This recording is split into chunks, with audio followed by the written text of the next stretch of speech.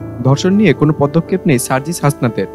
ধর্ষকের প্রকাশ্যে ফাঁসির দাবিতে ঢাবি শিক্ষার্থীদের বিক্ষোভ মিছিল। ধর্ষণ নিয়ে কোনো পদক্ষেপ নেই সার্জিস হাসনাতের, ক্ষোভ জনমনে। ধর্ষকের প্রকাশ্যে ফাঁসির দাবিতে মশাল মিছিল ও বিক্ষোভ করেছেন ঢাকা বিশ্ববিদ্যালয়ের রোকেয়া হলের শিক্ষার্থীরা। একই সঙ্গে দেশের আইন শৃঙ্খলা পরিস্থিতির অবনতির নিন্দা জানিয়ে ক্ষোভ প্রকাশ করেছেন তারা।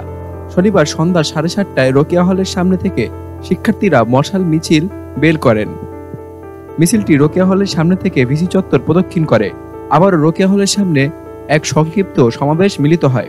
মিছিলটি রোকেয়া হলের সামনে থেকে ভিসি চত্বর প্রদক্ষিণ করে আবারও রোকেয়া হলের সামনে এসে শেষ হয়। মিছিল শেষে ছাত্রীরা রোকেয়া হলের সামনে সংক্ষিপ্ত সমাবেশ করে। বিক্ষোভ সমাবেশে শিক্ষার্থীরা বলেন, আমরা দেখতে পাই দেশে শিশু থেকে বৃদ্ধ কেউই ধর্ষকদের হাত থেকে রেহাই পায় না। ধর্ষকদের গ্রেপ্তার করার পর তাদের কি বিচার হয়,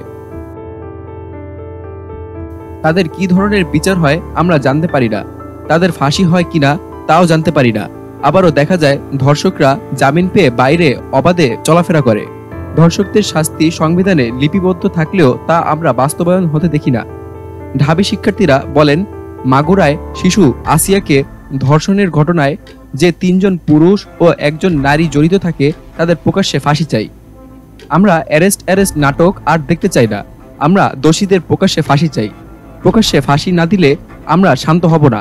রোকেয়া হলের শিক্ষার্থী আবিদা সুলতানা পুষ্প বলেন, ধর্ষকদের শাস্তির দাবিতে মশাল মিছিল বের করেছি। আমরা সাম্প্রতিক সময়ে ঘটে যাওয়া সব ধর্ষণের সঙ্গে জড়িত ধর্ষকদের প্রকাশ্যে ফাঁসির দাবি জানাচ্ছি। আমরা চাই না কোনো ধর্ষক আমাদের চোখের সামনে গিয়ে ঘোরাফেরা করে।